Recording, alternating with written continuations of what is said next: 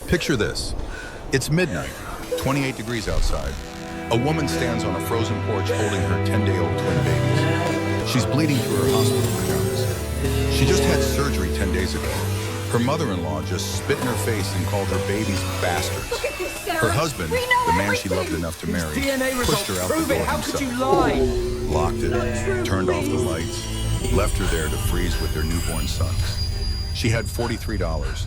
At least, that's what they thought. What they didn't know, she owned the house they just As threw you her can out see of, from the financial and chart, 22 others the on that Mitchell street, family assets and are the company significantly her husband undervalued. worked for, and half the commercial real estate in the city. She's a billionaire, and she'd been pretending to be poor for 4 years to find real love. But tonight the pretending stops. And what she does to them next, the revenge she orchestrates, is so perfectly brutal, so completely legal, and so deeply satisfying, you won't believe it actually happened. If you've ever been betrayed, underestimated, or thrown away by people who should have loved you, stay until the very end. Because trust me, you need to hear how this billionaire made them pay. And if you love a good revenge story where justice actually wins, hit that like button right now. Drop a comment telling me if you would have done the same thing, and subscribe so you never miss stories like this. Because what happens next will shock you. Let me take you back to where it all began. The door slammed behind me. I stood there on the front porch at midnight, December 23rd, 2024, holding my 10-day-old twin sons. Both of them were screaming. The temperature was 28 degrees. I was wearing thin hospital pajamas, bleeding through them. My mother-in-law had just spit in my face. Her last words still echoed in my ears. Take those bastards and never come back. My husband, the man who promised to love me forever, pushed me out the door himself. Then he turned his back and walked inside. The door locked with a final terrible click. The porch light went off, leaving us in darkness. I had $43 in my wallet, or so they thought.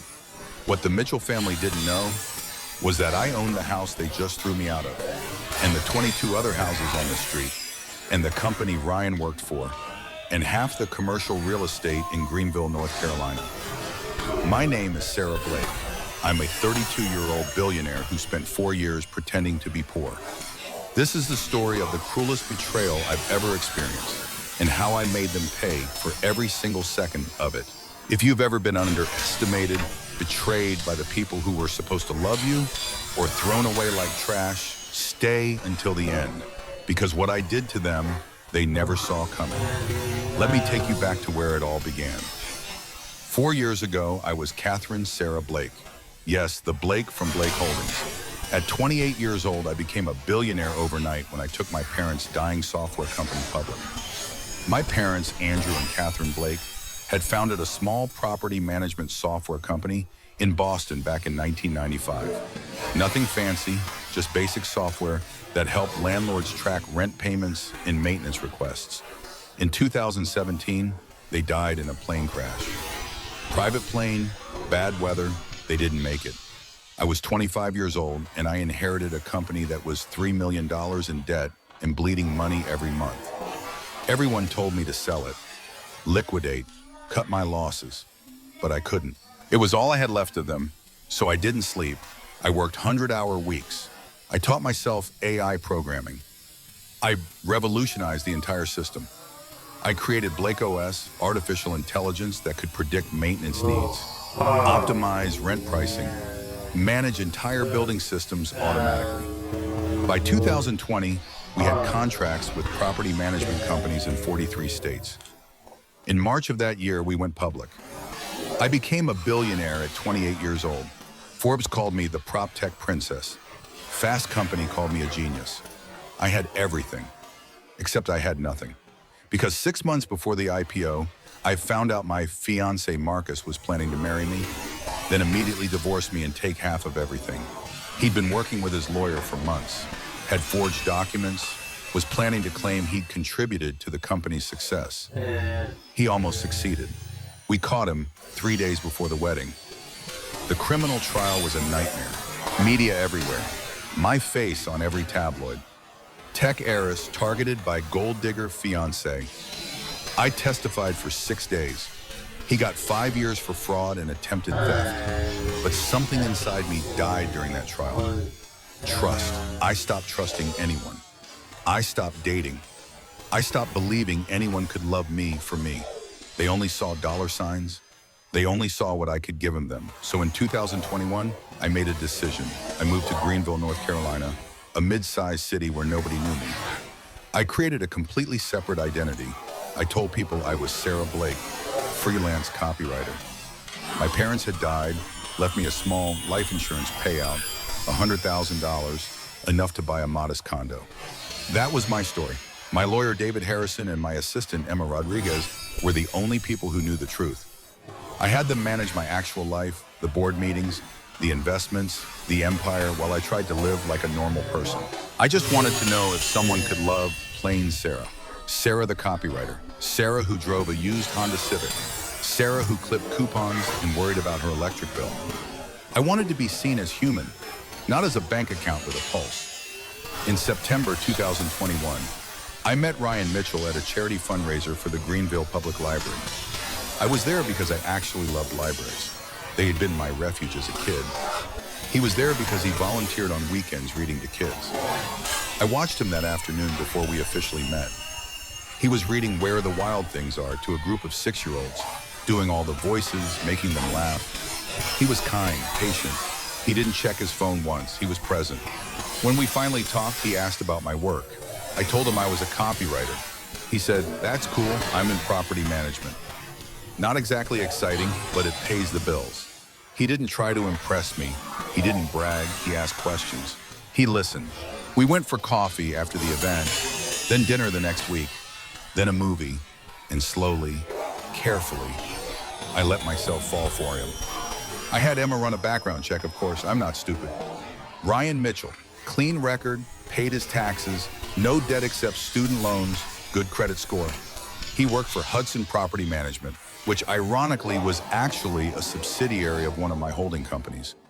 But it was buried under so many layers of corporate structure that even Ryan's boss didn't know who really owned it. I watched him for 6 months before we made it official. I needed to be sure, and he seemed genuine. He paid for dates even though I knew he couldn't really afford it. He remembered small things I mentioned. He was patient with me when I was anxious or distant. He didn't push. After a year, I almost told him the truth a dozen times. But every time I got close, I'd remember Marcus. I'd remember the look in his eyes when he realized I'd discovered his plan.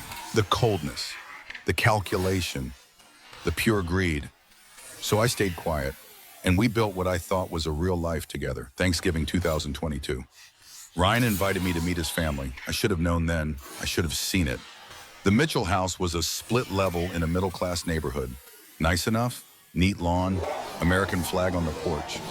Barbara Mitchell answered the door wearing a dress that was way too formal for a family dinner and enough perfume to choke a horse. "So you're Sarah," she said, looking me up and down like I was a used car she was considering buying. "Ryan's told us so much about you." The way she emphasized so much made it clear he hadn't told them much at all.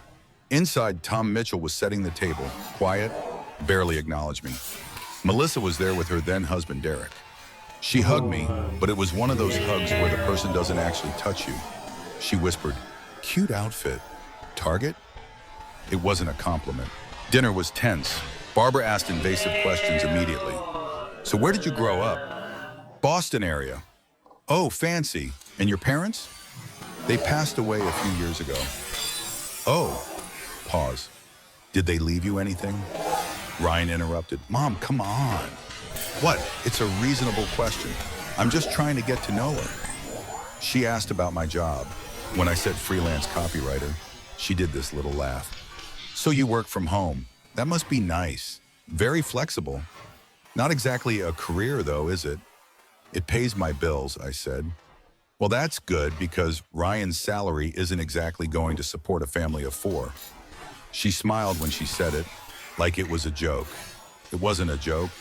Melissa jumped in. "Sarah, that's a beautiful bracelet. Is that real silver?" It was actually platinum and worth $12,000, a gift I'd bought myself. But I'd learned to wear my expensive jewelry and say it was fake.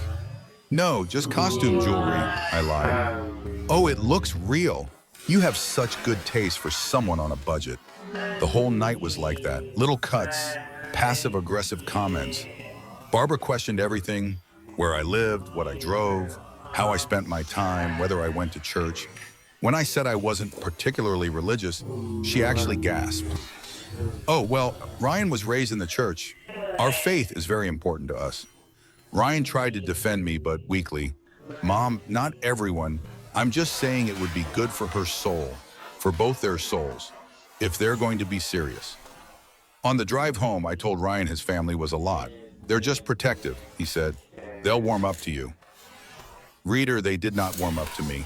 We got engaged in June 2023. Ryan proposed at the Botanical Gardens. Simple, sweet, not expensive. I loved him for that, for not trying to impress me, for thinking a picnic in a grandmother's ring was romantic. It was. The wedding was small, September 2023. Just 40 people. I paid for everything, told Ryan I'd been saving for years and wanted to splurge. The venue was $8,000. I'd spent more than that on a handbag the month before, but he didn't know that. Barbara criticized every choice. The dress was too modern. The flowers were too expensive. The venue was too casual. Why weren't we getting married in a church? What would people think? At the reception, she gave a toast that ended with, "Welcome to the family, Sarah. I hope you will be a good wife to my son, and remember that family always comes first." The emphasis on family was clear. She meant her family, not me. But the first year of marriage was actually beautiful. Ryan was everything I'd hoped for. We laughed, we traveled, small trips he thought I was paying for with credit cards. I took him to Maine, to Charleston, to Nashville. We built a life. I almost forgot I was living a lie, almost. We rented a small house, cute, 3-bedroom, 1,500 square feet. What Ryan didn't know was that I owned it through a shell corporation and was basically paying rent to myself. I'd bought the whole neighborhood as an investment in 2020. Life was simple, normal. I did my freelance work, which meant I'd disappear into my office for hours. And Ryan thought I was writing marketing copy, but I was actually running a billion-dollar empire via video calls with my C-suite executives. I thought I could do this forever. I thought I could be both people, billionaire CEO and simple wife. Then I got pregnant, and everything changed. March 2024. I'd been feeling exhausted, nauseous. I took a test at home. Positive. I took 3 more. All positive. I made a doctor's appointment. The ultrasound changed everything. "Congratulations," Dr. Patterson said. "You're having twins." My brain short-circuited. Twins? I was not prepared for one baby, let alone 2. But then I saw them on the screen, 2 little blobs, 2 heartbeats flickering, and something in my chest cracked open. I cried. Happy tears, terrified tears, all of it. Then the doctor said, "There's one concern. You have placenta previa. The placenta is covering your cervix. It might resolve itself as the pregnancy progresses, but right now you're high risk. You'll need to take it very easy. No heavy lifting, limited stress, lots of rest." I told Ryan that night. He was thrilled. He picked me up, spun me around, set me down carefully when I reminded him about the high-risk part. "Twins," he kept saying. "We're having twins." Then his face changed. "Wait, can we afford this? Daycare for 2 babies is..." "We'll figure it out," I said. I wanted to tell him right then. Tell him money would never be an issue. But old fears stopped me. What if he changed? What if he looked at me differently? So I stayed quiet. Again. We told his family 2 weeks later. Sunday dinner at the Mitchell house. Barbara had made pot roast. We waited until after dinner. "Mom, Dad, Melissa, Sarah, and I have news. We're pregnant with twins." The silence was deafening. Tom smiled, said congratulations. Melissa's face went white, then forced a smile. "Oh, wow, that's great." Barbara put down her fork very slowly. "Twins," she repeated. "Yes, we're so excited," Ryan started. "How are you planning to afford 2 babies, Ryan? Your salary barely covers your mortgage as it is." "Mom, I'm being realistic. Daycare alone is $2,000 a month per child. Formula, diapers, doctor visits. Have you thought about this? We'll figure it out, I tried to say. She turned to me. Will you keep working? Or are you expecting my son to support you while you play house? That's not fair, Ryan said. What's not fair, Barbara said, her voice rising, is trapping my son with 2 babies when you can barely support yourself. I felt like I'd been slapped. Excuse me? You heard me. This is awfully convenient timing. You've been married less than a year, and suddenly you're pregnant with twins? You planned this. You trapped him. Ryan stood up. Mom, that's enough. Was it? Because I'm the only one brave enough to say what everyone's thinking. She's a gold digger who got pregnant on purpose to lock you down. I stood up, shaking. I'm leaving. Ryan followed me out. In the car, I cried. He held me. She didn't mean it. She's just surprised. She'll come around. But she didn't mean it, and she didn't come around.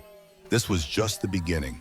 2 weeks after the dinner disaster, Barbara showed up at our house unannounced, with suitcases. I'm moving in, she announced. You're high risk, Sarah. You need help. Family helps family. I looked at Ryan, waited for him to say no. He looked uncomfortable, but said, Mom, we didn't discuss. I'm your mother. I shouldn't have to ask permission to help with my grandchildren. And just like that, she moved into our guest room. That was late April 2024. What followed was 4 months of psychological warfare. She didn't hit me. She didn't scream. She was much smarter than that. She dismantled my life piece by piece, so subtly that Ryan couldn't even see it happening. First, she rearranged everything. Your kitchen is so disorganized, dear. Let me help. She threw out half my food. This isn't healthy for the babies, and replaced it with things I hated. She took over cooking. Every meal was what she wanted to be. Then my bedroom. You need to sleep downstairs. Stairs are dangerous in your condition. She moved me to the guest room, the smallest, dampest room in the house. She and Tom took the master bedroom, just until the babies come. She went through my mail. I'm just trying to help organize. She asked invasive questions about my bank accounts. What if something happens to you? Ryan should be on all your accounts for emergencies. I refused. That was my first real act of defiance. No, my accounts are my business. Her eyes went cold. What are you hiding, Sarah? Nothing. I just believe in financial independence. Interesting. Most wives trust their husbands. She started answering my phone. Sarah can't talk right now. She needs to rest. My clients started going to voicemail. Some of them stopped calling altogether. My freelance business was dying, but I couldn't explain that I didn't actually need it. She monitored everything I ate. That's too much sugar, too much salt, too many calories. I was constantly hungry but afraid to eat in my own home. She commented on my body constantly. You're gaining so much weight. Are you sure you're not eating for 3? Your face is so puffy. You need to be careful. Twin pregnancy weight is hard to lose. I was 17 weeks pregnant and developing an eating disorder. But the worst part was the isolation. She discouraged my friends from visiting. Sarah needs rest, not social calls. When Emma tried to stop by, Barbara told her, now's not a good time. Sarah's not feeling well. Emma texted me, are you okay? Your mother-in-law is blocking me. I lied. I'm fine, just tired. I'll call you soon. I didn't call, because Barbara was always there, listening, watching. Somewhere around month 4 of the pregnancy, June 2024, Ryan changed. I'd catch him looking at me differently, with suspicion, with doubt. He stopped being affectionate, stopped sleeping in the same room. You need your rest, he said, but I heard Barbara's voice in his words. I'd hear them whispering in the kitchen late at night. Barbara would say, I'm just saying, son, it's very convenient. She got pregnant right after the wedding. Ryan, that's not Barbara. And she's so secretive. Have you ever wondered what she's hiding? Ryan, she's not hiding anything. Barbara, then why won't she let you on her bank accounts? What kind of wife does that? Melissa was visiting constantly now. She'd moved back in with Barbara and Tom after her divorce. She was there every day adding her poison to Barbara's. I'm just worried about Ryan, she'd say, loud enough for me to hear. Sarah seems so secretive. What if those babies aren't his? I confronted Ryan one night. Your mother and sister are poisoning you against me. They're just concerned. About what? I've done nothing wrong. Then why won't you let me see your bank statements? Because they're mine. Because I deserve privacy in my own marriage. Most marriages don't have secrets, Sarah. I'm not keeping secrets. I'm keeping boundaries. There's a difference. But he didn't see the difference. Every day he pulled further away. He started working late, coming home after I was asleep, leaving before I woke up. We were roommates, not spouses. I started noticing things in early July. A car parked across the street that was there too often. Someone following me to doctor's appointments. A man with a camera at the grocery store. I was being followed. I confronted Barbara. Did you hire someone to follow me? She didn't even deny it. I'm protecting my son. If you have nothing to hide, you have nothing to worry about. This is insane. What's insane is a woman who won't share her finances with her husband. What's insane is all this secrecy. What are you hiding, Sarah? I went to Ryan. Your mother hired a private investigator to follow me. He looked uncomfortable but didn't defend me. Did you give her a reason to be suspicious? I'm your wife. I'm carrying your children. That should be reason enough to trust me. Then prove it. Show me your bank statements. No. Yes, why not? Because once I showed him, everything would change. He'd know. And I still wasn't ready. I was still trying to save the fantasy of normal marriage. So I said nothing. And he took that as guilt. July 28th, 2024. 24 weeks pregnant. I remember the date because I could have lost everything that day. Dr. Patterson had me on modified bed rest. Take it easy, Sarah. Your placenta still hasn't moved. We're watching for signs of placental abruption. Any bleeding, any cramping, you call me immediately. But Barbara didn't care. Bed rest? Women in my generation worked until labor. This is ridiculous. You're being lazy. That afternoon, she handed me a basket of laundry. Take this upstairs. The machine is finished. I'm not supposed to. You're not an invalid. Stop being dramatic. Ryan wasn't home. Tom was in his shed. Melissa was there, though, sitting on the couch, scrolling through her phone. I carried the basket upstairs. It was heavy. I felt pulling in my abdomen. I got to the top of the stairs, started to walk down. That's when Melissa appeared behind me. Oh, Sarah, I wanted to ask you something. She bumped into me, hard, from behind. I stumbled forward.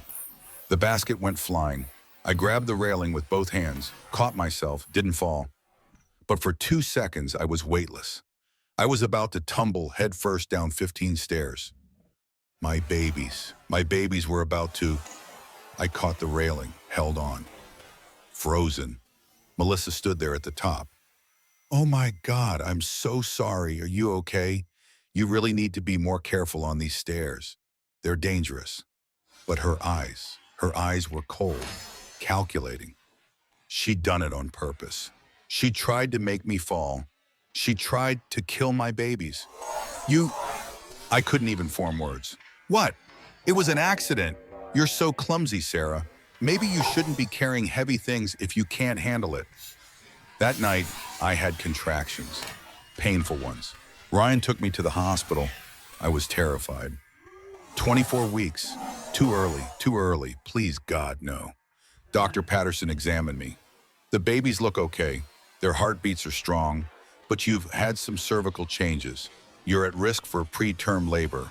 I'm putting you on strict bed rest now. No stairs, no lifting, no stress. When we got home, I told Ryan what Melissa had done. She bumped into you, Sarah. That doesn't mean she did it on purpose. She tried to make me fall. You're being paranoid.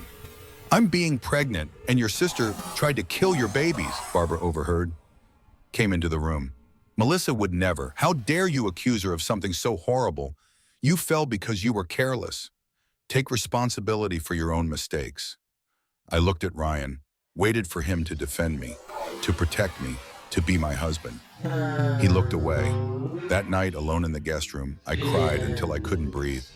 Then I stopped crying. I pulled out my secret phone, the one Barbara didn't know about, and called Emma. I need you to install cameras, hidden ones. Every room except bathrooms and bedrooms. Audio recording. Everything. And I need it done tomorrow while they're at church. Sarah, what's happening? Just do it, please. The next day, Sunday, while the Mitchell family was at church, a team came in. They installed cameras and audio devices in the living room, kitchen, dining room, hallways, disguised as smoke detectors, picture frames, outlet covers. From that moment on, I documented everything. I was building my case. Early August, month 7 of pregnancy. I was on strict bed rest, but Barbara still made me clean, cook, serve the family. The doctors being overly cautious. You're fine. One afternoon, Tom found me in the kitchen, scrubbing the floor on my hands and knees because Barbara had spilled something and demanded I clean it. I was crying from pain. My back was screaming. I was 29 weeks pregnant with twins and scrubbing a floor. Tom knelt down next to me. Sarah, stop. This is wrong. I looked up at him. Then help me. Please tell Ryan what's happening. I see it. I see what Barbara's doing. This has gone too far. Hope flooded through me. Will you talk to him? Will you tell him the truth? I will, I promise. I'm going to make this right. I believed him. For the first time in months, I thought I had an ally. Someone who could see the truth. Someone who would help me. The next day, Tom pulled Ryan aside. I waited in my room, hopeful. Maybe this nightmare was ending. Maybe Tom would be the voice of reason. An hour later, Ryan burst into my room. He was furious. You're trying to turn my father against his own wife? What? No, He told me everything. How you've been complaining about Mom, how you're trying to split up the family, how you want to push them out of our lives. My stomach dropped. That's not what I said? My father doesn't lie, Sarah, but you do. You've been lying this whole time. Tom had betrayed me. He'd gone to Barbara, told her everything I'd said, and Barbara had twisted it, turned it into me being the villain. Later, I saw Tom in the hallway. He couldn't even look at me. Why? I whispered. He looked at his shoes. I'm sorry. Barbara said if I took your side, she'd divorce me. She'd take the house, the money, everything. She'd make sure I never saw my grandchildren. I couldn't. I'm sorry. He walked away, and I realized I was completely alone. No one was coming to save me. Not Ryan, not Tom, no one. If I wanted to survive this, I'd have to save myself. The private investigator Barbara hired, a man named Derek Thompson, followed me everywhere. Doctor's appointments, grocery store, walks around the block when I was allowed outside. He couldn't find anything because there was nothing to find. I was being the perfect pregnant housewife, or at least the prisoner version of it. I heard Barbara on the phone one day, frustrated. There's nothing. Keep looking, there has to be something. Nobody is this clean. But I was, at least in the identity of Sarah, the copywriter. That version of me was boring, broke, and faithful. Late August, 32 weeks pregnant, I overheard a conversation that made my blood run cold. Barbara, Melissa, and Tom in the living room. I was supposed to be napping, but I'd hidden a recorder in my pocket. Another thing they didn't know about. Melissa said the investigator found nothing. Maybe she really is faithful. Barbara replied, or maybe she's just smart, but Ryan needs to see her for what she is. He needs a reason to doubt her. Melissa asked, what are you suggesting? Barbara said, what if we created a reason? Tom protested, Barbara, you can't seriously be suggesting. Barbara cut him off. I'm suggesting we protect our son, by any means necessary. I felt sick. They were planning something, but I didn't know what yet. I should have left then. I should have grabbed my emergency bag, called Emma, disappeared. But I was 32 weeks pregnant with twins, and I was afraid. Afraid of going into labor alone. Afraid of legal battles over custody if I left before the babies were born. Afraid that running would make me look guilty of something I hadn't done. So I stayed. And that was my biggest mistake. Melissa knew someone, a tech guy named Connor Briggs who'd been fired from Blake Holdings 2 years ago for stealing proprietary code. He was bitter, broke, and willing to do anything for money. What I didn't know until later, Melissa paid him $15,000 to create fake evidence of me having an affair. This wasn't simple Photoshop. Connor was good. He created sophisticated deepfake images using real photos of me from my social media. He face-swapped me into intimate scenarios with a male model. The metadata looked legitimate because he knew how to fake it. He'd worked in tech before his life fell apart, but the images alone were not enough. They needed more. So they created fake dating app profiles using my real photos. A burner phone with fabricated text conversations. Fake GPS data showing me at hotels. Connor hacked into my phone temporarily to pull real location data, then altered it. Receipts from restaurants and hotels with my signature. Melissa had practiced forging it for weeks. A witness, Melissa's friend Ashley, who would claim she'd seen me with another man. It was elaborate, expensive, calculated. They were building a case to destroy me. September 15, 35 weeks pregnant. I was enormous, exhausted, in constant pain. The babies were sitting on every organ. I couldn't sleep, couldn't walk more than 20 feet without needing to sit down. Barbara came into my room that evening. She was holding her phone. Her face was triumphant. We need to have a family meeting, now. I'm tired. Now, Sarah. Ryan was called home from work. Tom was summoned from his shed. Melissa appeared. They all gathered in the living room. I was made to sit in the center like a defendant. Barbara showed her phone. The private investigator sent his final report today. My heart started pounding. He found something very interesting. She scrolled through photos of me, except not me, but it looked like me, in a hotel room with a man I'd never seen, kissing him, in bed with him. What is that? I whispered. That, Barbara said, is proof that you've been cheating on my son. Those aren't real, those are fake. Melissa jumped in. There's more. She showed her phone, screenshots of dating app profiles.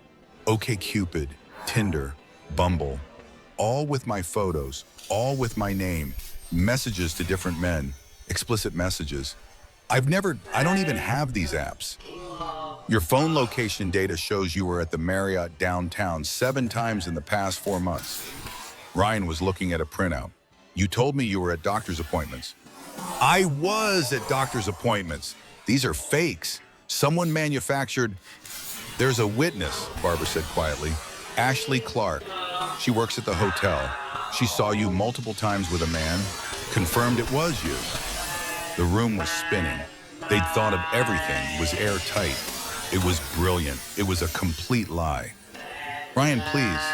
I stood up, tried to approach him. He stepped back. Don't touch me. Those photos are deep fakes. Someone created them using AI. Please, if you look closely. I've looked, he said, his voice dead. I've looked at all of it, the photos, the messages, the evidence. It's overwhelming, Sarah. It's fabricated, I was screaming now. Your mother and sister are framing me. They want to get rid of me. They hired someone to... Listen to yourself, Barbara said calmly. You sound insane. Paranoid. Maybe the pregnancy hormones are affecting your mental state. I'm not crazy. I'm being set up. Ryan wouldn't even look at me. I want a DNA test after the babies are born. Until we know for sure they're mine, I don't want you near me. They're your sons. Are they? He finally looked at me, the hatred in his eyes. Because right now, Sarah, I don't know what to believe. I don't know who you are. I don't know if I ever did. He walked out. Barbara smiled. Melissa looked at her phone. Tom stared at the floor. I stood there, 8 months pregnant, being called a cheater, a liar, an unfaithful wife. And I had no way to prove my innocence because the evidence against me was perfect. It was fake, but it was perfect. That night, 35 weeks pregnant, I called David Harrison, my lawyer. I need to leave, now. I need a safe house, a security team, and divorce papers drafted. I'll have everything ready in 48 hours. Make it 24. I packed a small bag, hid it in my car trunk under the spare tire. I had a plan. The next morning, everyone would be at church. They went every Sunday. I'd wait until they left, drive to Charlotte, meet David and Emma at a hotel, have the babies there in safety. I just had to wait one more day. Sunday morning, September 17th, I heard them getting ready for church. Waited in my room, heard the front door open, heard the car start. I waited 10 minutes to be safe. Then I got up, grabbed my purse, headed for the door. Melissa was standing in the hallway, going somewhere. My heart stopped. Thought you went to church. I stayed home. Funny that. She was holding something. My bag, the one from the trunk. I found this yesterday when I borrowed your car. What were you planning, Sarah? Barbara appeared from the kitchen, Ryan from the garage. They'd never left. It had been a trap. You were running, Barbara said. You were going to take those babies and disappear. They're my babies. We'll see about that. Ryan, call our lawyer. Ryan was on the phone within minutes. Barbara took my car keys, my phone, my purse. You're not going anywhere, she said. Not until those babies are born and tested. And if they're not Ryan's, you're leaving here with nothing. No babies, no dignity, nothing. They moved me to the basement, the unfinished basement. Cold, damp, moldy. They put a lock on the outside of the door. For your own good, Barbara said, you're clearly unstable, planning to run away with babies that might not even belong to this family. We're protecting you from yourself. The door closed, the lock clicked. I was trapped. 35 weeks pregnant, locked in a basement. No phone, no escape, no hope. I sat on the cold concrete floor and I realized they're going to keep me here until I give birth. Then they're going to take my babies and throw me out. And there was nothing I could do about it. This was it. This was my third peak of despair. I was powerless. Completely, utterly powerless. September 24th, 3 o'clock in the morning, 37 weeks pregnant. I woke up in the basement to searing pain. Contractions, real ones, 3 minutes apart. I've been having Braxton Hicks for weeks, but these were different. These were the real thing. I was locked in a basement, about to give birth, alone. I screamed for help, pounded on the door. Help, somebody help me, the babies are coming. Nothing, no response. The house was silent above me. I screamed louder, pounded harder. Please, I'm in labor, please. Finally, footsteps, the door unlocked. Barbara stood there in her bathrobe, looking annoyed. Stop being dramatic, you're not due for 3 more weeks. I'm having contractions, 3 minutes apart. The babies are coming now. False labor, you're fine. Go back to sleep. I'm not fine. Another contraction hit. I doubled over, screaming. Barbara watched me for a moment, then closed the door. I heard the lock click. She left me there. I don't know how long I screamed. Time became meaningless. All I knew was pain, terror, and the absolute certainty that I was going to give birth alone in a cold basement, and my babies might die, and I might die, and no one cared. Somewhere around 4 o'clock, I remembered. I had an old iPad I'd found in the basement. No SIM card, but it could connect to Wi-Fi. I crawled to it, hands shaking, contractions coming every 2 minutes now. I pulled up the browser, typed 911.gov, found the text to 911 feature. I'm in labor, 37 weeks pregnant with twins, high-risk pregnancy. I'm locked in a basement. They won't let me out. Please send help. Address 847 Maple Drive, Greenville. Please hurry. I hit send, prayed someone would see it, prayed help was coming. 15 minutes later, 15 minutes that felt like hours, I heard sirens. Pounding on the front door. Police and EMTs, open up. Shouting upstairs. Barbara's voice. There must be some mistake. EMT. We got a 911 text from this address. Someone in labor. Where is she? More shouting, then footsteps running down the basement stairs. The door burst open. 2 paramedics stared at me. 37 weeks pregnant, lying on a concrete floor in a basement in active labor, crying. Oh my God, one of them said. How long have you been down here? A week. Another contraction. I screamed. Ma'am, we need to get you to the hospital right now. They loaded me onto a stretcher. As they carried me up, I saw the Mitchell family in the living room. Barbara, Gavin, Melissa, Ryan, all in their pajamas looking shocked. Barbara tried to explain to the police. She's been having emotional problems. We were just trying to keep her safe. You locked her in the basement? The officer looked disgusted. While she was in labor. One of the EMTs turned to the family. When we're done at the hospital, we're filing a report with Child Protective Services. This is endangerment. Ryan's face went white. I gave birth at Greenville Memorial Hospital after 22 hours of labor. Ryan showed up at hour 16, drunk. I could smell the whiskey from across the room. Are you seriously drunk right now? The nurse asked him. I needed something to calm my nerves. He looked at me with cold eyes. When this is over, we're doing that day test. Today. I was in too much pain to argue. Another contraction. I screamed, "You want me to leave?" he asked. "Yes," I managed. "Get out." He left, didn't come back. At 2:37 a.m. on September 25th, my son Logan entered the world. 6 pounds, 2 ounces, perfect.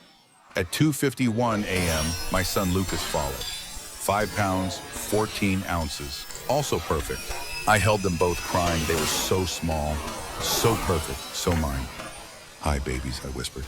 "Hi, I'm your mama. I'm so sorry. I'm so sorry for everything you've already been through. But Mama's here. Mama's got you now. And I promise you, I'm going to protect you, no matter what it takes." The nurse asked if I wanted to call anyone. "My husband was already here," I said quietly. "He left?" "Yes." She looked at me with such sadness. "I'm sorry, honey. Do you have anyone else?" I thought about calling Emma, but my phone was still at the house. They'd taken everything. "No," I whispered, "it's just us." So I sat in that hospital room alone with my newborn sons. No flowers, no balloons, no family, no celebration, just me and them against the world. I was in the hospital for 4 days, C-section recovery. The babies were healthy but small, so they kept us for observation. Barbara visited once, on day 2. She walked into my room, looked at the babies in their bassinet and said, "They have the Mitchell nose." That doesn't prove anything, though. We're still doing the DNA test. She didn't hold them, didn't ask their names, didn't congratulate me. She left after 5 minutes. Melissa texted, "Hope you and the bastards are doing well," with a smiley face emoji. Ryan came by on day 3, sober this time. He stood in the doorway looking at his sons. "Have you picked names?" "Logan and Lucas." He nodded. "Good names." A long silence. Ryan said, "Just don't. We'll do the DNA test when you get home. Until then, I don't want to get attached to children that might not be mine." He walked out. The social worker came by that afternoon. "Mrs. Mitchell, I have to ask, are you safe at home?" I wanted to scream no. I wanted to tell her everything about the basement, the lock, the abuse, the fabricated evidence, all of it. But if I told her, what would happen? They'd investigate. Maybe take my babies, put them in foster care while they sorted it out. I couldn't risk that, so I lied. "Yes, I'm safe. It's just complicated family dynamics." She looked at me for a long moment. She knew I was lying, but she couldn't prove it. "If you need help, here's a card for domestic abuse resources." I took it, put it in my pocket, nodded, she left, and I was alone again. Day 4, September 29th, discharge day. I called the house. "I'm ready to be picked up." Barbara said, "We're busy. Take a taxi." "I just had a C-section. I have 2 newborns. I can't take a taxi." She hung up. I called a taxi myself. The driver helped me load the car seats I'd bought before the babies were born. I sat in the back, 10-day-old twins beside me, still bleeding from surgery, barely able to walk, taking a taxi home from the hospital. When we pulled up to the house, it was dark. No lights on, no one waiting. The taxi driver looked concerned. "You need help getting inside, ma'am?" "No, thank you." He helped me get the babies to the porch. I paid him with the last cash I had, watched him drive away. Then I opened the door to my house and stepped into hell. No one had prepared anything. The cribs I'd ordered were still in boxes, unassembled. There was no welcome, no help, nothing. I put the babies in their car seats in the living room, the safest place I could think of, and tried to assemble the cribs alone. 10 days post-C-section, stitches pulling, dizzy from blood loss. It took me 3 hours. I cried through most of it. That first night, Logan and Lucas ate every 90 minutes. I was breastfeeding, trying to anyway. It was hard, painful. They weren't latching well. I was exhausted, alone, in agony. Barbara came into my room at 6 o'clock in the morning. "You need to be quieter. Your crying is waking everyone up." I'm not crying, the babies are crying because they're hungry and I'm trying to feed them. "Then figure it out. And when you're done, the kitchen needs cleaning. There's laundry in the machine, the living room is a mess. I just had major surgery. And women in my day were back to work the next day. Stop being lazy." She left. I sat there, holding my babies, and realized they expect me to take care of everything. The babies, the house, the family. while recovering from a C-section, while bleeding, while barely able to walk. I had no choice, so I did it. The days blurred together. Day 2, I cooked breakfast for the family while holding a screaming baby. My stitches burned. I was pretty sure I was developing an infection. Day 3, Barbara accidentally slammed the door to my room while both babies were finally sleeping. They woke up screaming. When I glared at her, she smiled. Sorry, didn't realize they were asleep. Day 4, I was trying to pump breast milk. It took 30 minutes to pump enough for one feeding. I had 2 bottles full when Melissa walked into the kitchen, grabbed them both, and poured them down the sink. Oops, my hand slipped. I stared at her. That took me an hour to pump. Guess you'll need to do it again. Maybe buy formula instead, from the money you don't have. She walked away laughing. Day 5, I ran out of diapers, asked Ryan to pick some up on his way home. He didn't, said he forgot. I had to use torn up t-shirts until I could get to the store myself the next day. Day 6, my C-section stitches were definitely infected. Red, hot, oozing. I needed antibiotics. Told Barbara, she said, "You're fine, stop being dramatic."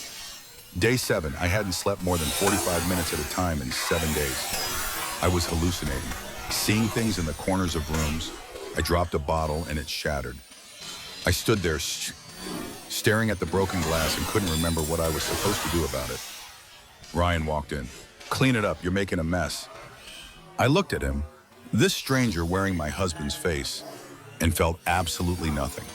Day 8, October 7th, 3 o'clock in the morning, I was in the basement again. They'd moved me back down there because the babies are too loud upstairs. I was feeding Lucas while Logan screamed in his bassinet.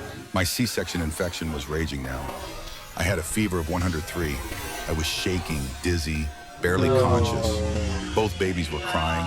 I couldn't remember the last time I'd eaten, or drunk water, or slept. I looked at the water heater in the corner of the basement. Natural gas. I could see the valve. For 10 seconds, just 10 seconds, I thought about it. How easy it would be. Turn the valve, lie down with my babies, go to sleep, end this nightmare. All of us peaceful, together, away from this horror. Logan was crying, Lucas was crying, I was crying. Everything hurt. Everything was impossible. I started to reach for the valve. Then Logan stopped crying. He looked at me with his big blue eyes, Ryan's eyes, and made a little coo sound, and something in me shattered and reformed at the same time. "No," I whispered. "No, Mama's not giving up.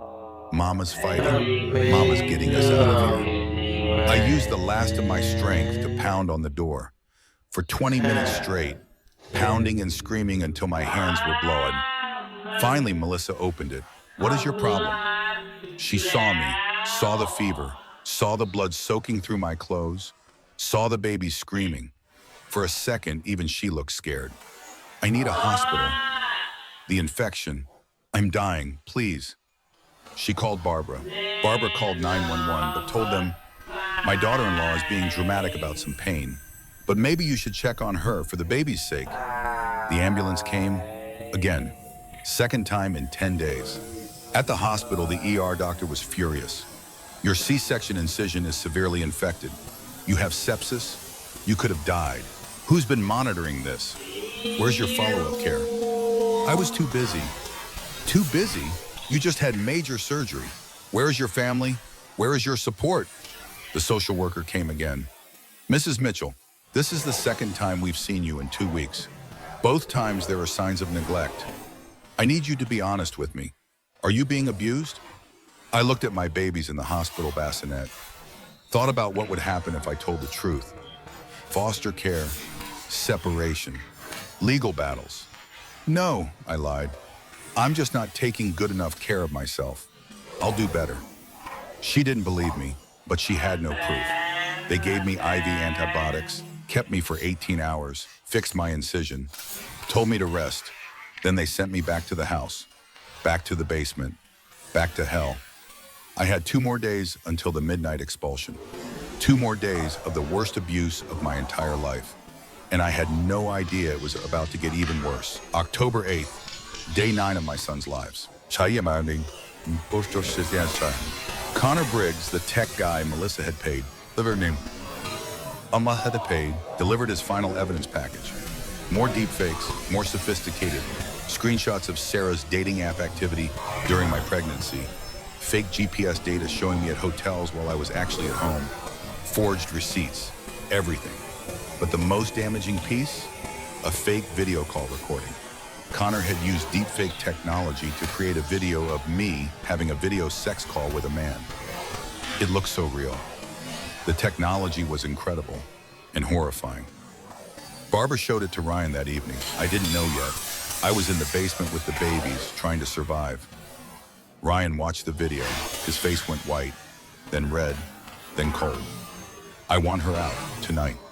What? Even Barbara sounded surprised. Tonight, I want her out of my house tonight. Her and those children that aren't mine. Ryan, it's late. I don't care. I want her gone. Now, before I do something I regret. Melissa texted Ashley, the witness, who sent a statement claiming she'd seen me at hotels 6 times confirming the affair. They had everything they needed. It was airtight, perfect, completely fabricated. But they believed it, or at least Ryan wanted to believe it, because believing I cheated was easier than admitting his family was destroying an innocent woman. I was feeding Lucas while Logan slept when the basement door slammed open. The whole family stood there. Ryan, Barbara, Melissa, Tom, all of them, their faces twisted with hatred. My heart started pounding. Something was very, very wrong. Melissa spoke first, her phone held up like a weapon. We know everything, Sarah. We have proof, final proof. She showed me a video, a deepfake video of me, except not me, but it looked exactly like me, in a video call with a strange man, touching myself, saying things I would never say. That's not me. That's fake. That's AI generated. Barbara started screaming, "Liar! We have witnesses. We have evidence. We know you were cheating on my son throughout your entire pregnancy." Those babies, Melissa pointed at Logan and Lucas, aren't even Mitchell's. You brought bastards into this home. You lied to all of us. Ryan's face was stone, cold, dead. I want a DNA test, right now. Ryan, please listen to me. Look at these videos closely. They're deep fakes. Someone is framing me. Someone? Barbara laughed. You think there's some conspiracy against you? You think we're all crazy? Or maybe, just maybe, you're a cheater and a liar. Tom stepped forward. Ryan, maybe we should wait until morning. No, Ryan said. I want her out, tonight. I clutched Logan tighter, moved toward the bassinet where Lucas lay. It's midnight. It's freezing outside. These are newborns, your newborns. Please, Ryan, whatever you think I did, don't punish them. Melissa moved toward the bassinet. Maybe we should keep them.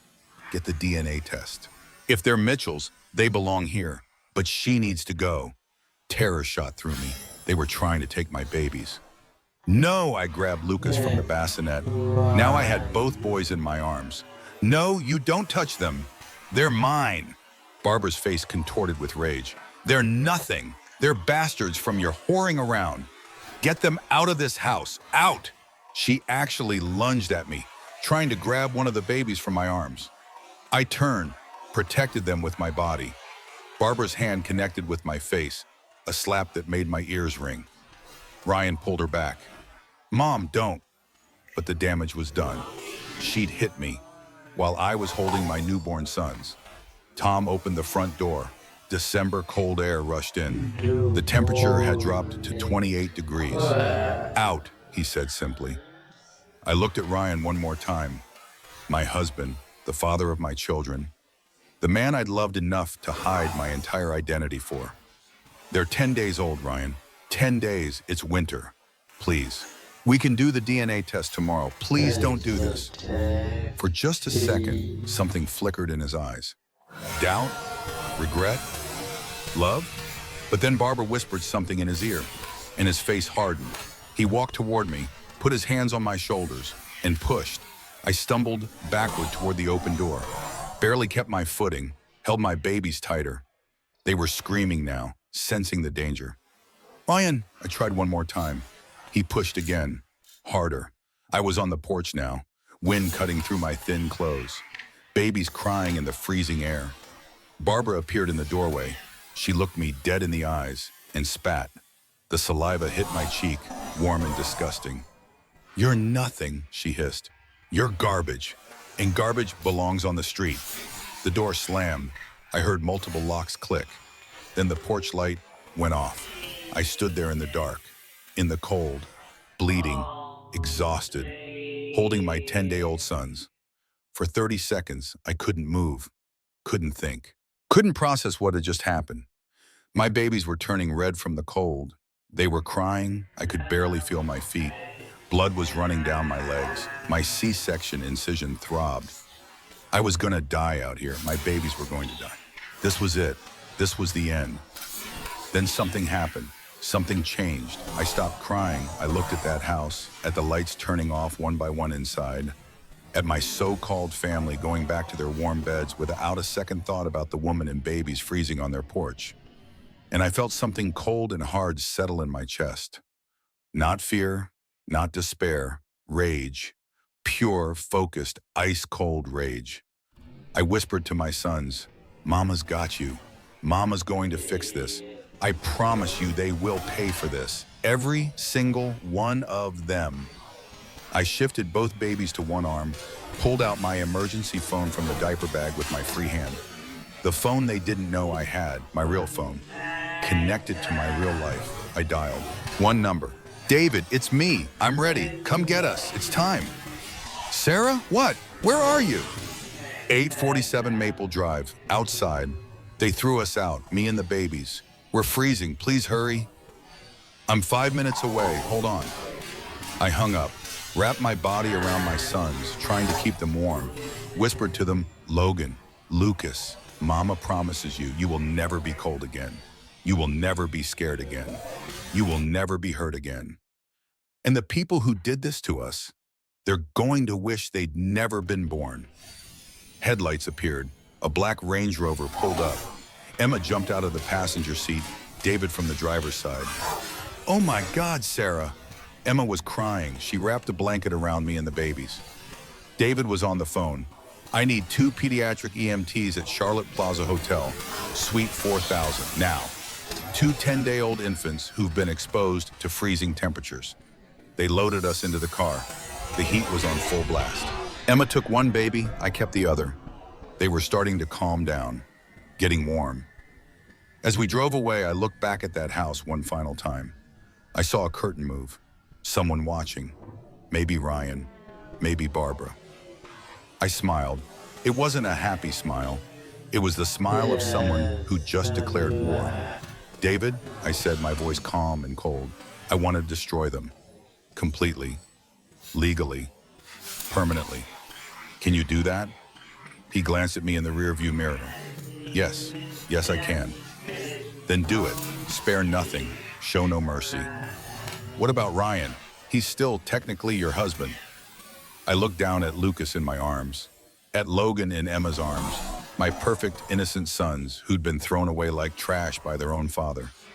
"Especially Ryan," I said quietly. "I want him to understand what he threw away. I want him to live with that knowledge every day for the rest of his life." Sarah, the copywriter, died that night on that porch. Catherine Sarah Blake, billionaire CEO, was back, and she was out for blood. We drove to Charlotte, 30 minutes from Greenville, the city where my real life existed. Charlotte Plaza Hotel, top floor. I owned the hotel, but the Mitchells didn't know that. David had booked the presidential suite under a fake name. When we walked in, a full medical team was waiting. Private NICU nurse, pediatrician, OB/GYN for me. The pediatrician examined Logan and Lucas. "They're okay. Cold stress, but no hypothermia. They'll be fine." The OB examined me, looked at my infected C-section incision. "This is busted.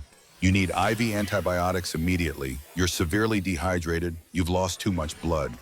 Mrs. Blake, you should be in a hospital." "I can't. Not yet. I have work to do first." She wanted to argue, but saw something in my eyes and nodded. "Fine, but I'm staying here and monitoring you."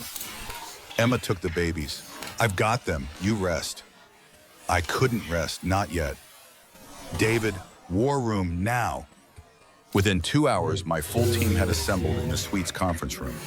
David Harrison, family lawyer; Patricia Clark, criminal attorney; James Rodriguez, corporate attorney; Angela Thompson, PR specialist; Marcus Webb, private investigator; Catherine Lewis, financial analyst. I walked into that room wearing a designer suit I'd had Emma bring.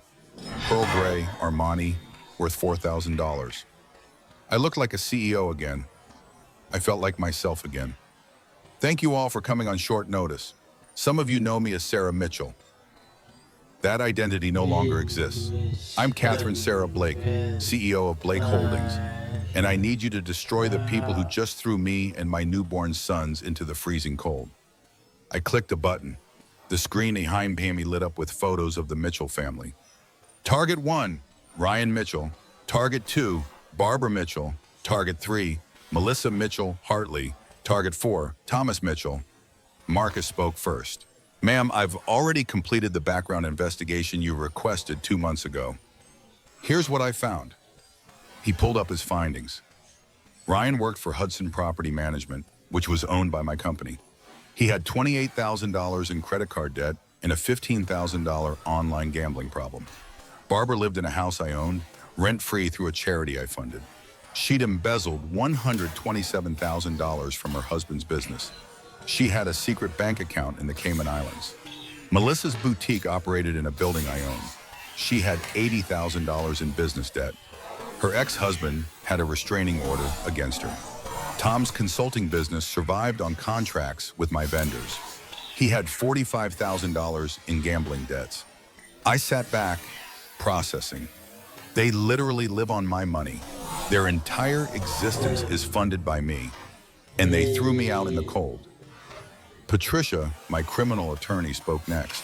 I've reviewed the videos and audio recordings you provided. We have clear evidence of child endangerment, false imprisonment, assault, fraud, conspiracy, forgery, and defamation. We can press criminal charges against all of them.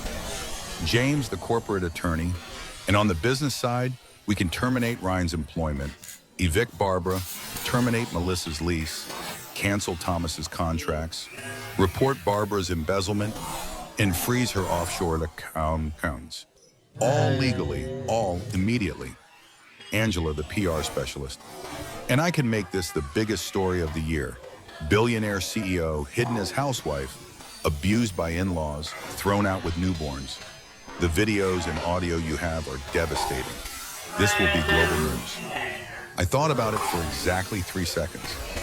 Do all of it, everything. I want them to wake up tomorrow and find their entire world has collapsed. I want it legal, documented, and public. I want everyone to know what they did. David looked concerned. Sarah, this is aggressive. We could handle it quietly through courts. I don't want quiet. I want them humiliated. I want them destroyed so completely that their names become synonyms for cruelty and stupidity. I want them to understand what it feels like to lose everything in one night, the way they tried to make me lose everything. Patricia nodded. Then we begin tomorrow, December 24th, Christmas Eve. I smiled. Perfect. Let them spend Christmas in hell. Christmas Eve morning, December 24th, Ryan woke up at 6 o'clock to his phone ringing. His boss wanted him at the office immediately. He arrived at 7. His boss's face was grim. Ryan, Hudson has been acquired by Blake Holdings. We're under new ownership.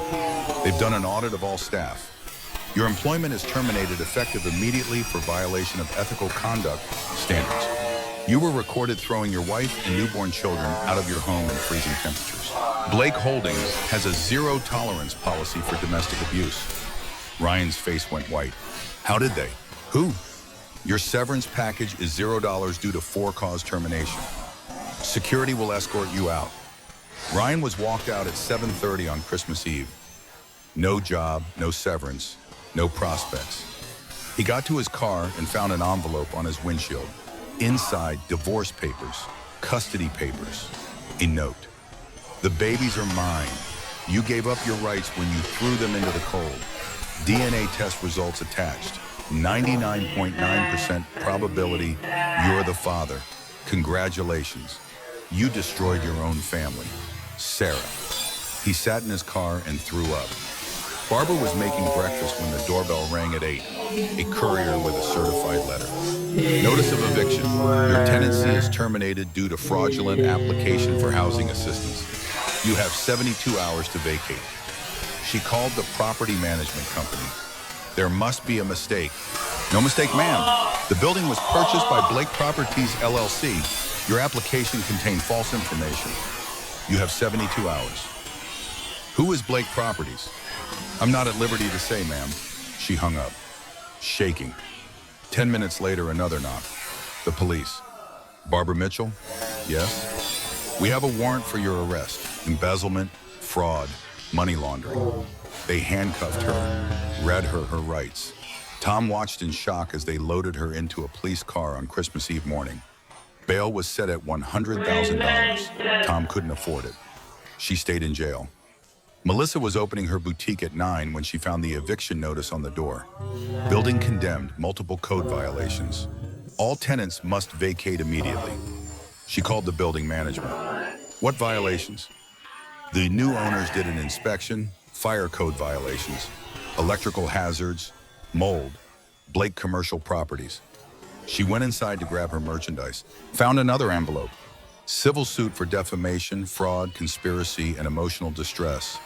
Plaintiff, Catherine Sarah Blake. Damages sought, $2.5 million.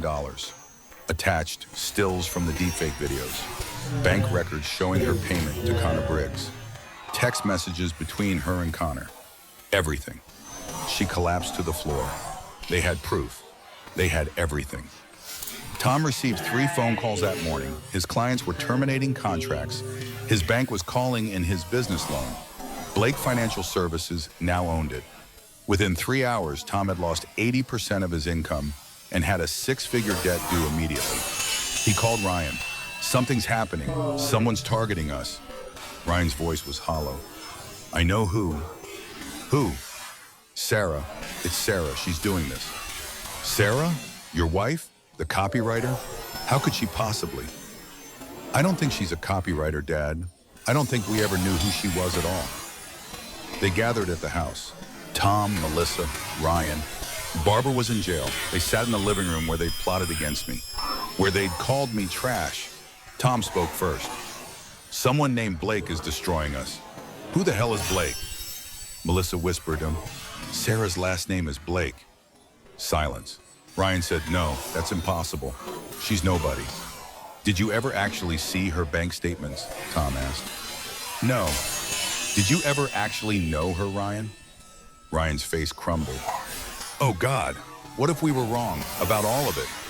Melissa pulled out her phone, Googled Catherine Blake CEO. The results came up. Forbes articles, business magazines, photos, and there was Sarah. Except in these photos, she was wearing designer suits, standing in front of skyscrapers, accepting awards. PropTech Princess Catherine Blake takes company public at 28. Billionaire CEO Blake Holdings valued at $1.8 billion. Catherine Blake, the youngest self-made female billionaire. Melissa's phone fell from her hands. Oh no, oh no, no, no. Ryan grabbed her phone, stared at the screen, at his wife, his billionaire wife whom he'd thrown out in the cold. This can't be real. But it was. Every article, every photo, every detail. Sarah Blake was Catherine Sarah Blake, billionaire CEO, and they'd called her trash. They'd abused her. They'd thrown her and her children, his children, into the freezing cold because they thought she was nobody. Tom said what they were all thinking. We're dead. We're completely dead. Ryan looked at the photo on Melissa's phone. Sarah, Catherine, looking powerful, confident, in control. He'd destroyed her, and he'd given her every reason to destroy him back. And she was just getting started. December 26th, 2 days after Christmas. The announcement went out at 8 in the morning. Blake Holdings CEO Catherine Blake to hold press conference at 2 p.m. regarding recent events. Media invited. National outlets picked it up immediately. CNN, Fox News, MSNBC, local news stations, business reporters, human interest journalists. Nobody knew what it was about, but Blake Holdings was a billion-dollar company. Any press conference from Catherine Blake was news. The venue, Charlotte Convention Center, main hall, capacity 2,000, every seat filled. I was in the hotel suite getting ready. Emma helped me dress, white suit, Armani, perfectly tailored. White symbolizes purity, innocence, truth. Hair and makeup professionally done. I looked powerful, in control, beautiful. The twins were with their nanny and pediatrician in the adjoining suite, safe, protected. David came in. Are you sure about this? Once you go public, there's no taking it back. I'm sure. The videos are intense. People are going to cry. This is going to be everywhere. Good. I want it everywhere. I want the world to see what they did. I looked at myself in the mirror one final time. This was it. The moment I stopped hiding. The moment I took back my power. Let's go. I walked onto that stage at 2 o'clock exactly. The room went silent. Camera flashes everywhere. I looked out at a sea of faces, journalists, cameras, recording devices. I walked to the podium, adjusted the microphone, looked directly into the cameras. My name is Catherine Sarah Blake. I am the founder and CEO of Blake Holdings, a prop tech company currently valued at $1.8 billion. I'm 32 years old. I built this company from nothing after my parents died in a plane crash 7 years ago. Pause, let that sink in. I am also the woman you may have seen in videos that are currently circulating online. Videos of me being thrown out of my home at midnight on December 23rd with my 10-day-old twin sons in 28-degree weather while recovering from a C-section. Videos of me standing on a porch bleeding, holding screaming newborns, begging not to be thrown away like trash. The room erupted. Questions shouted from every direction.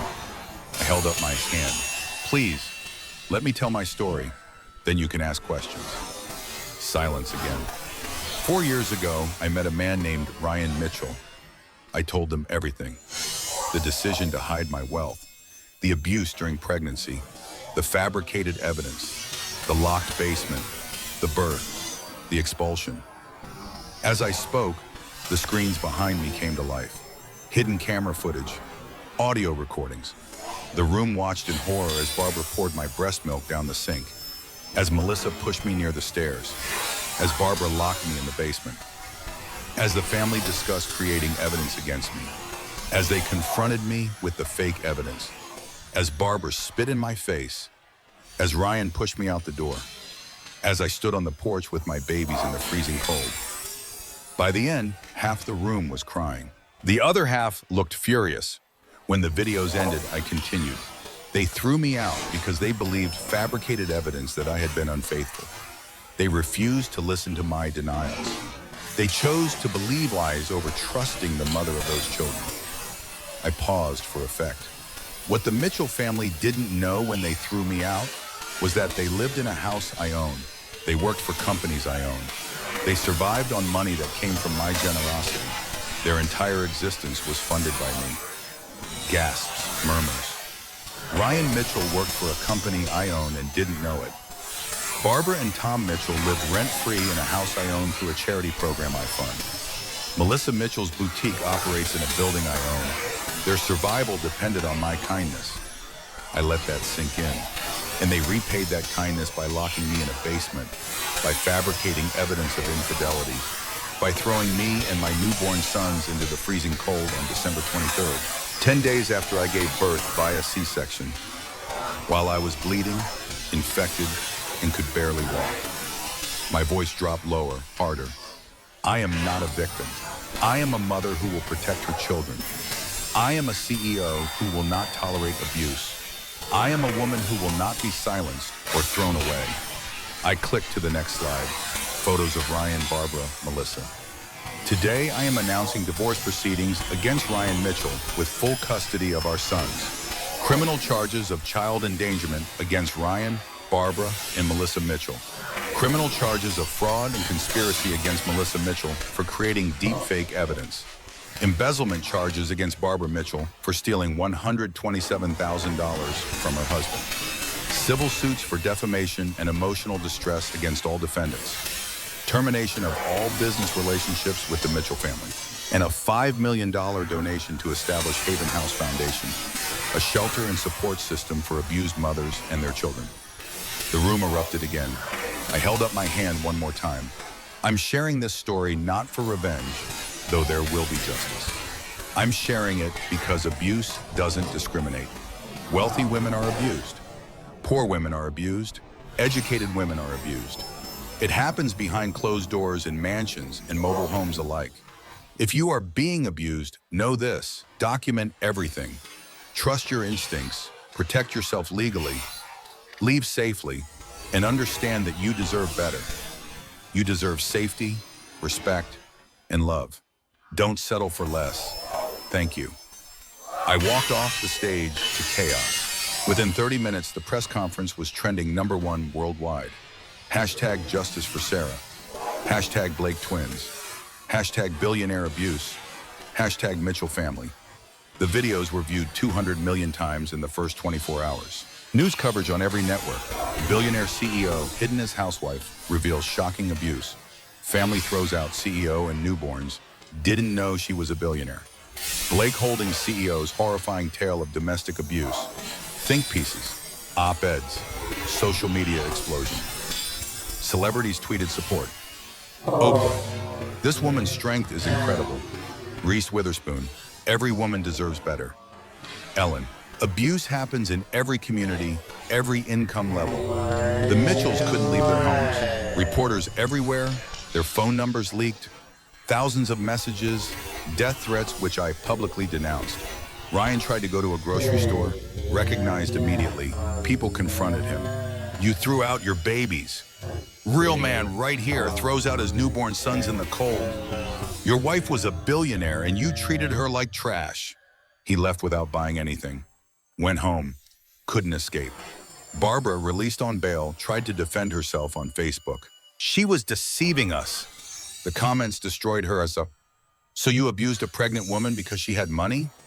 She was deceiving you. She was testing you. And you failed. Those babies were 10 days old and you threw them out in 28-degree weather. You're a monster. The Mitchells became pariahs overnight. Blake Holdings stock actually went up 12% after the press conference. Investors loved the story. A CEO who overcame adversity, strong leadership. I was interviewed by major outlets. 60 Minutes special. Good Morning America interview. The Ellen Show appearance. Cover of Time magazine.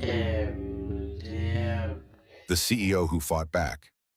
I became a symbol, not just of wealth, not just of revenge, but of survival, of strength, of refusing to be silenced. And the Mitchells, they became symbols too, of cruelty, of stupidity, of what happens when you underestimate someone. Their names were poison forever. 3 days after the press conference, December 29th, arrests were made. Barbara was charged with child endangerment, false imprisonment, assault, embezzlement, money laundering, and fraud. Melissa was charged with child endangerment, conspiracy to commit fraud, and defamation. Ryan was charged with child endangerment and assault. Tom was not charged criminally. He cooperated, gave you the full deposition, testified against Barbara. The trials were quick. The evidence was overwhelming. The videos were damning. Barbara's trial. The prosecutor played the audio of her planning to create evidence, showed the video of her spitting on me. Medical expert testified about my C-section infection and how forcing me to work likely caused it. Fire marshal testified about the unsafe basement conditions. Jury deliberated 1 hour. Verdict: guilty on all counts. Judge's statement: Mrs. Mitchell, I've been on the bench for 23 years. This is one of the most egregious cases of familial abuse I've ever seen. You targeted a vulnerable new mother. You put newborn infants at risk. You showed no remorse. Sentence: 12 years in federal prison. Barbara screamed when they read it. That woman is a liar. She deserves what happened. Judge: your son was the one who needed protecting. From you.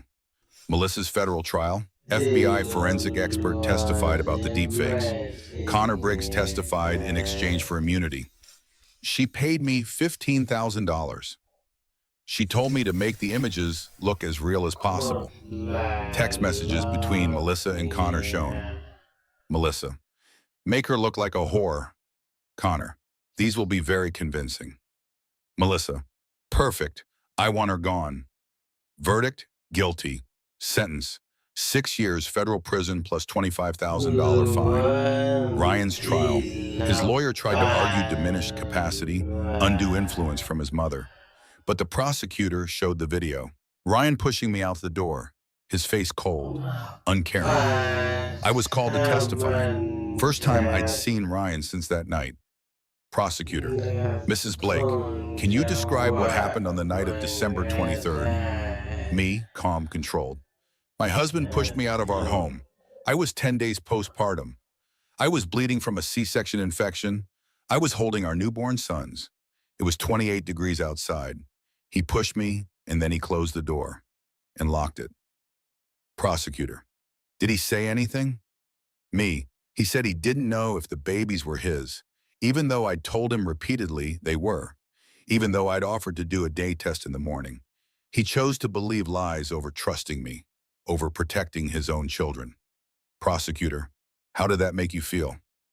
I looked directly at Ryan for the first time, betrayed, heartbroken, and utterly alone.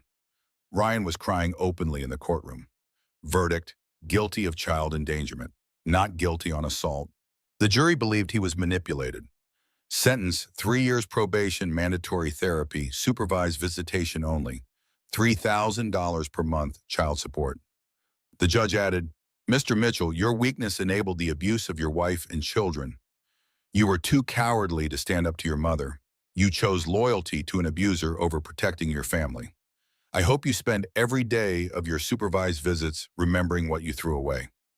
I sued all three for emotional distress.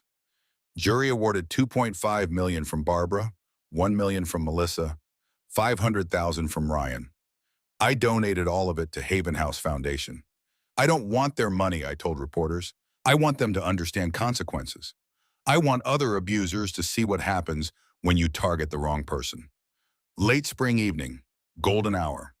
My penthouse has a rooftop garden. I had it built after we moved in. Logan and Lucas are toddling through the grass, chasing bubbles that Emma is blowing. Emma's daughter, Sophie, now 4, is helping them catch them. I sit on a wooden bench watching. I'm wearing jeans and a faded Georgetown t-shirt. No makeup, hair in a messy ponytail. I look peaceful. Emma finishes the bubbles and sits next to me. You okay today? Yeah, good day. Dr. Morrison says I'm making progress. Sleeping better? Most nights, the nightmares are less frequent. That's good. We watch the children play. You know it's okay to not be okay, right? You don't have to be the strong CEO all the time. I smile sadly. I'm so tired of people calling me strong. I don't feel strong. I feel held together with duct tape and stubbornness. That's called being human. That's actually stronger than pretending everything's fine. Logan runs over, falls on his bottom, starts to cry. I immediately go to him, pick him up, check him over. You're okay, buddy. Just a little tumble, see? Nothing broken.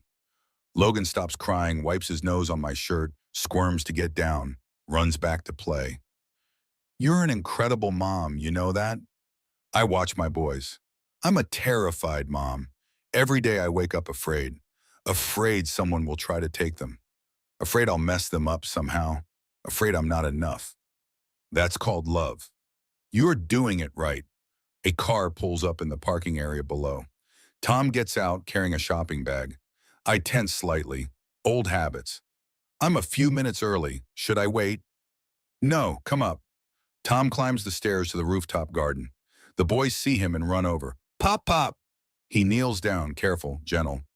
Hey guys, look what I brought.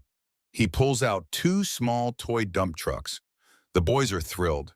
He sits on the grass with them, playing, making truck noises. The boys giggling. Emma watches carefully. She doesn't trust him. She never will. You sure about him? He testified. He told the truth. He's trying. And the boys deserve one grandparent who isn't a monster. He enabled a monster for 40 years. I know, but he's also the only one who showed actual remorse. the only one doing the work.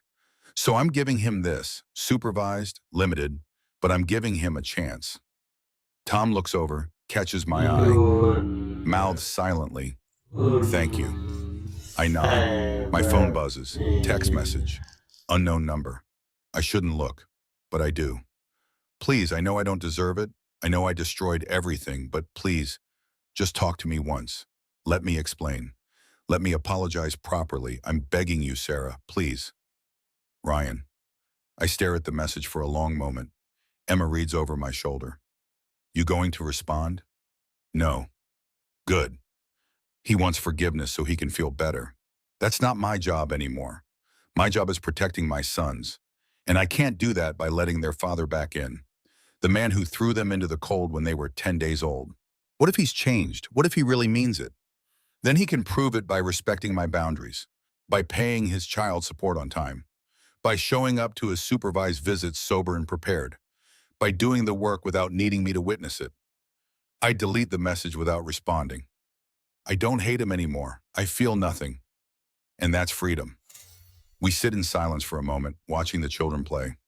Blake Holdings has grown to 2.2 billion valuation. I've been on the cover of Forbes 3 times.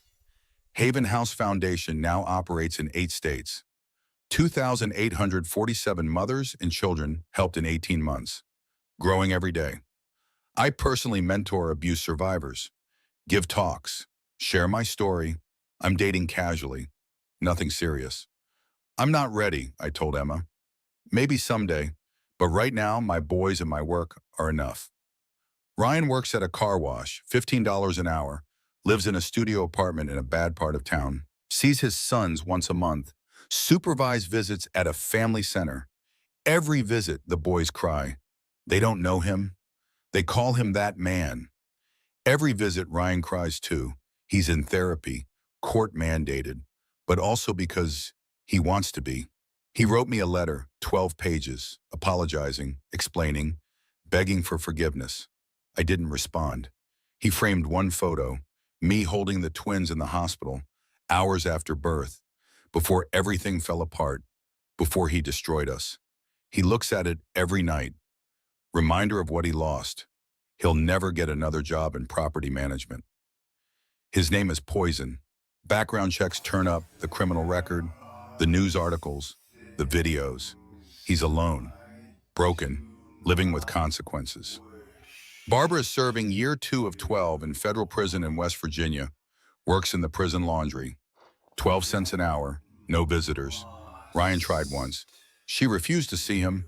Tom divorced her. Melissa's in a different prison. She's alone. She wrote me a letter. "I'm sorry, I was wrong. Please forgive me." I burned it without reading past the first line. Barbara will be 74 when she's released, if she makes it that long. Melissa is serving year 2 of 6 in federal prison in Kentucky. Lost custody of her daughter from her previous marriage. Ex-husband got full custody. Works in prison kitchen. Has had 2 suicide attempts, on suicide watch. She writes apology letters to me every week, sends them. I never respond. Melissa will be 35 when released. No career, no family, no prospects. Tom is the only one not in prison. Lives with his brother in a small apartment. Works part-time at Home Depot. $13 an hour. Has supervised visits with his grandsons. Once a week. He brings them toys, reads to them, plays with them gently. The boys like him, call him Pop Pop.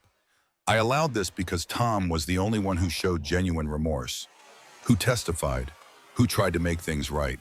He cries every time he sees them. "I'm sorry," he tells me every visit. "I'm so sorry for what I let happen." I don't forgive him, but I don't punish him either. "You enabled evil," I told him once. "You knew it was wrong and you stayed silent, but you also tried to help, even if you failed. So I'll give you this. You can know your grandsons, but you'll never be trusted, not completely." He nods, accepts it. It's more than he deserves. The sun is setting now, golden light on everything. Tom brings the boys back to me. "Thank you for today. See you next week." He leaves quietly. Emma gathers Sophie. "Same time next week?" "Always." "Love you, boss." "I'm not your boss anymore. We're friends." "Fine, love you, friend." They hug. Emma leaves. I'm alone with my boys now. Logan and Lucas are tired, rubbing their eyes. Okay, guys, let's go inside. Bath time, then bed. Logan says, story, Mama? Yes, baby, always a story. Lucas says, Mama, stay? My eyes fill with tears, but they're good tears, healing tears. Yes, Mama always stays. Mama will never leave you, ever. I pick them both up. They're heavy now, but I manage. Carry them toward the house. People ask me if I regret hiding my wealth, if I regret marrying Ryan, if I wish I'd done things differently. The truth? I regret nothing. Every choice led me here. To them. They tried to break me. They did break me. I shattered into 1,000 pieces on that frozen porch 18 months ago. But here's what they didn't understand about breaking someone. You can't control how they put themselves back together. I rebuilt myself, harder, sharper, clearer about what matters. I'm not the same woman I was. I don't trust easily. I sleep with a security system that could guard Fort Knox. I see a therapist twice a week. I take medication for anxiety. Sometimes I have panic attacks when someone knocks on the door unexpectedly. I'm damaged, but I'm not broken anymore. There's a difference. To anyone listening who's in darkness right now, I see you. 18 months ago, I was you. I stood in the cold with everything taken from me. My dignity, my safety, my family. I thought I was powerless. I thought I had nothing. But I was wrong. I had me. I had my will to survive. I had my love for my children. And that was enough. That was everything. Inside now, bath time. The mish splash and giggle. I wash their hair, careful not to get soap in their eyes. They're singing nonsense songs to each other. Twin language only they understand. After bath, pajamas. Logan's have dinosaurs. Lucas's have rockets. They pick them out themselves. They're learning independence. Learning they have choices. Bedtime story. I read Where the Wild Things Are. The same book Ryan read to kids that day I met him at the library. But now it's ours. Mine and my boys. New memories replacing old ones. And Max, the king of all wild things, was lonely and wanted to be where someone loved him best of all. Lucas is already asleep, Logan fighting it but losing. I kiss both their foreheads, turn on the nightlight, close the door halfway, walk down the hallway to my own room, sit on my bed, pick up my phone, open Haven House Foundation Instagram, scroll through photos. Women I've helped, babies in safe homes, families thriving. 2,847 families helped on the counter. My pain had a purpose. It became power, not the power I had before. Money, influence, control, real power. The power to change lives, to break cycles, to save others. I put the phone down. Look at a framed photo on my nightstand. Me holding the twins hours after birth, exhausted but glowing. I won, not because they went to prison, not because I took everything they had. I won because I'm free, because my sons are safe, because I chose myself. The sound of the baby monitor, Logan and Lucas breathing peacefully in sleep. That midnight on the porch was the worst moment of my life, but it was also the beginning of my real life. The life where I stopped pretending, stopped hiding, stopped shrinking myself to make others comfortable. They threw me away like garbage, and I rose from it like a phoenix. I turn off the light, lay down, close my eyes. Sleep comes easier now. The nightmares less frequent, the fear less sharp. Tomorrow I'll wake up, kiss my boys good morning, make them breakfast, go to work, build my empire, help more mothers, live my life, my real life, the one I chose, the one I earned, the one no one can ever take from me again. I am Catherine Sarah Blake. I am a billionaire. I am a CEO. I am a survivor. But most importantly, I am a mother, and I am free. Next morning, kitchen, sunlight streaming through floor-to-ceiling windows. I'm making pancakes. The boys in their high chairs, babbling to each other in twin language. Logan looks at me. Mama happy? I stop. Look at my son. Really look at his beautiful face, his innocence. His trust. Yes, baby, mama's happy. Lucas reaches for me. Love you, mama. My eyes fill with tears, but they're good tears, healing tears. I love you too, both of you, more than anything in this whole world. I kiss both their heads. They giggle. Sticky pancake hands in my hair. I don't care. Emma arrives with coffee, hands me a cup. We stand together watching the boys eat messily and happily. You did it, you know, you survived. I smile. We did it. I couldn't have done it without you. What's next? You've conquered revenge, rebuilt your life, started a foundation. What's the next mountain to climb? I look at my boys, at this life I've built, this safe, happy, free life. Nothing, no mountains, just this, just them, just living. That's enough. That's everything. The boys laugh at something, that pure toddler joy. I laugh too, a real laugh, free, unguarded. This is my life now. This is my family. This is my happiness. And no one can ever take it away from me again.